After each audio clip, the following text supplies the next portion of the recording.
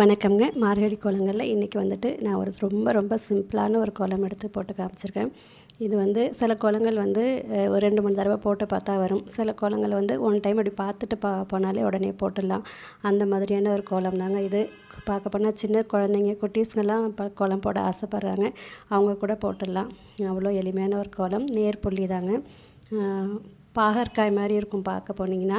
ஆனால் வந்துட்டு நான் க்ரீன் கலர் கொடுக்கல, ஒரே மாதிரி இருக்கும்னு சொல்லிவிட்டு நான் வேறு பூ மாறிட்டு கலர் கொடுத்துருக்கேன். புள்ளி அமைப்பு வந்து 13 to 1ங்க. நேர் புள்ளி 13, 11, 9, 7, 5, 3, 1 அப்படின்னு நிறுத்திக்கணும்.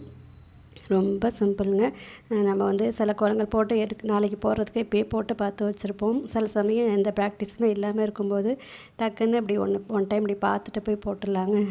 இன்றைக்கி அந்த மாதிரி தான் நான் எப்போவும் கோலங்கள் போட்டு பார்த்துருப்பேன். இன்றைக்கி போட்டு பார்க்கல. அதனால் டக்குன்ட்டு நான் சின்ன பிள்ளையில சொல்ல போனீங்கன்னா நான் ரொம்ப சின்ன குழந்தையா இருக்கும்போது இந்த கோலங்கள் போட்டது. அதனால் சரி இதை இன்றைக்கி போட்டுருவோம் அப்படின்னு சொல்லிவிட்டு இன்றைக்கி போட்டேன். ரொம்ப சிம்பிளான ஒரு கோலம் தாங்க. கலர் பண்ண அழகாக இருக்கும். போட்டு காமிச்சிருக்கேன் பாருங்கள். சின்ன குழந்தைங்க உங்கள் வீட்டு குழந்தைங்களுக்கும் போட சொல்லுங்கள். ஏன்னா வந்து சித்திரமும் கைப்பழக்கம் செந்தமிழும் நாப்பழக்கம்னு சொல்லுவாங்க.